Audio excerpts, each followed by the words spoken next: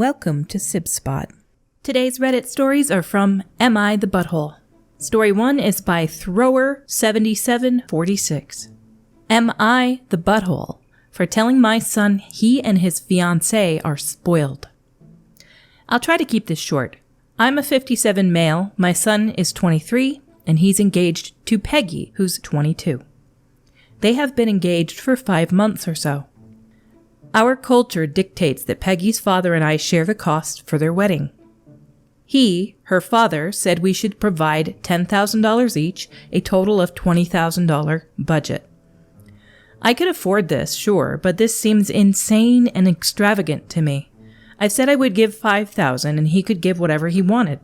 Peggy's father also put up $5,000. I told my son this and he told me outright it wasn't going to be enough.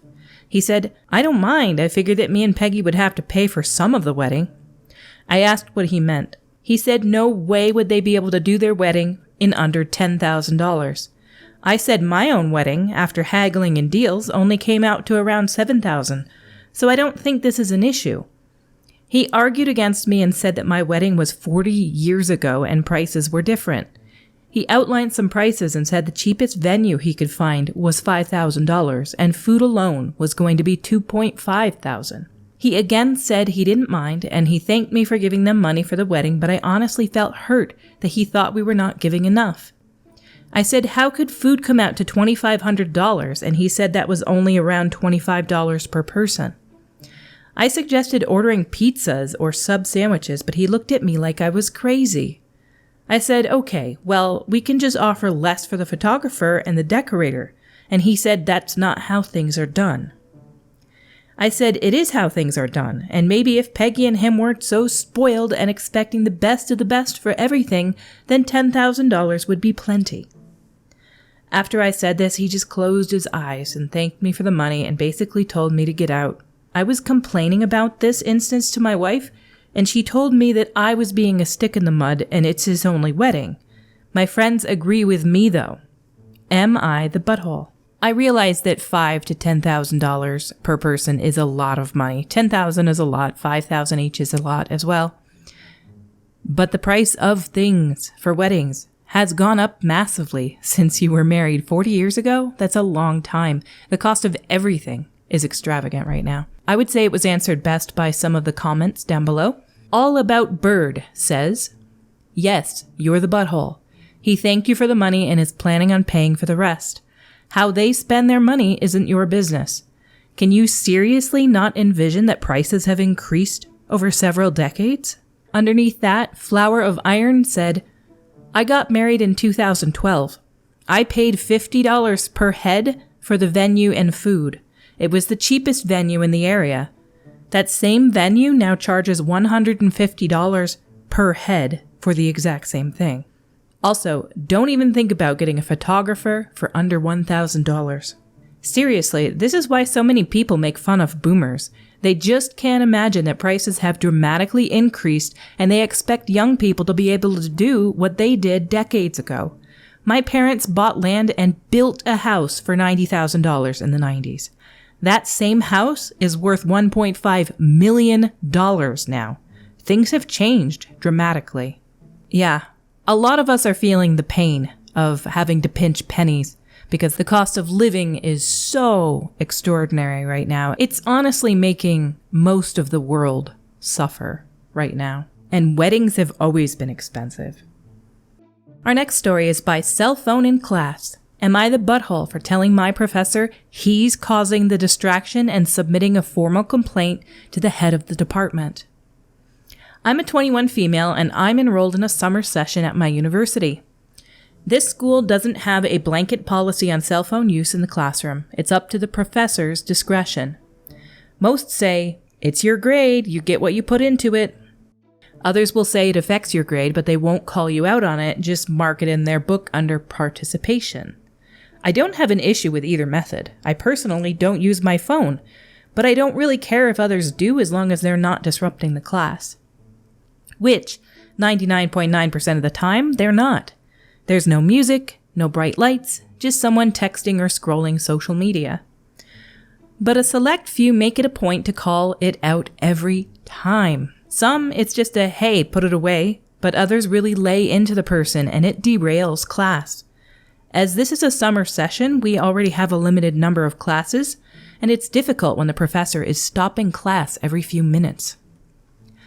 Now, I know the obvious solution is these people just stop using their phones, but that's out of anyone's control but theirs. Am I annoyed with them? Kind of. But I also really don't know their life and why they may need their phone. What can be controlled is stopping class so darn often and the lecturing for a while. I've tried to talk to the professor about this after class, but he blew me off. Today was kind of the tipping point. One of the usual suspects was on her phone. Professor sees her and stops class to lecture her. She says she's not putting it away. Professor said he's not going back to the lecture until she does. At this point, I'm pissed. We've already spent 5 minutes on this, not accounting for another person he had laid into before. I spoke up and said this isn't fair to the rest of us. We're trying to learn and this is eating into our time. The professor tried the whole, be upset with your peer. And I said no. I said yes, maybe she shouldn't be using her phone, but it's not a distraction. This is the distraction. Someone else said they planned on reporting this to the head of the department, meaning the professor stopping class so often, and I agreed that may be best. Myself, cell phone girl, and the letter writer were asked to leave class for the day. We later got an email on decorum. Letter writer and I did submit a written complaint to the head of the department, stating that our learning was constantly disrupted and noting examples of us trying to speak with the professor before. Some people I've spoken to say I was in the right.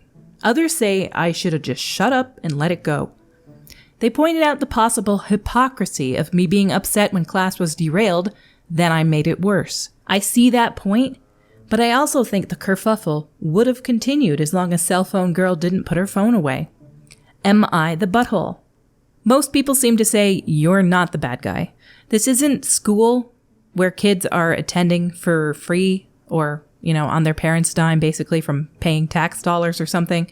This isn't a public school where it's actually distracting. Because kids in school, they all have this drama going on. This is college, and you are paying them to work. So yeah, I think you're okay to be raising a stink about it. Down in the comments, Pattern Thimble said, not the butthole. You're paying for an education, not to listen to someone power trip about his authority not being respected. That's the truth about this. He's actually taking it personally that she won't put the phone away and turning it into a battle of wits in a way. The OP replied in some edits that I wanted to share as well.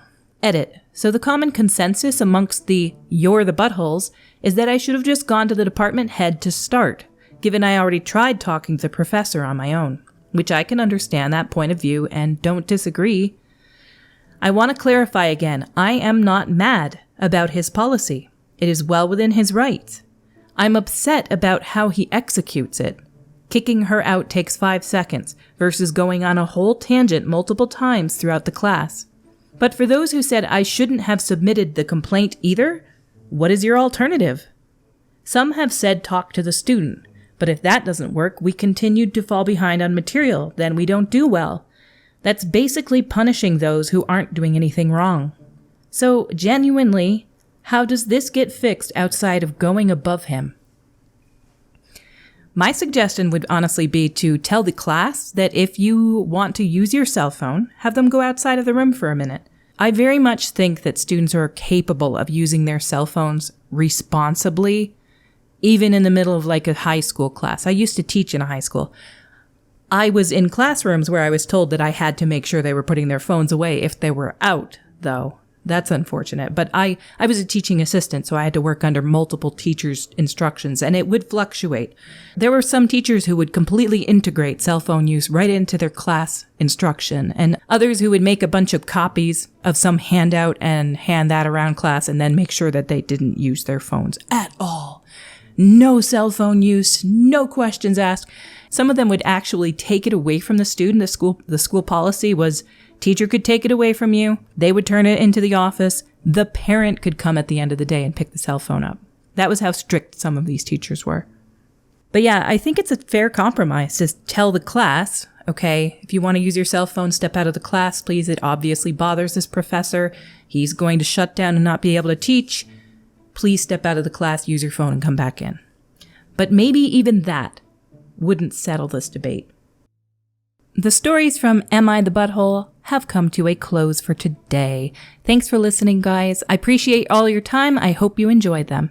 If you enjoy this content, please click like or subscribe or leave a comment below. Or apparently click that little bell icon.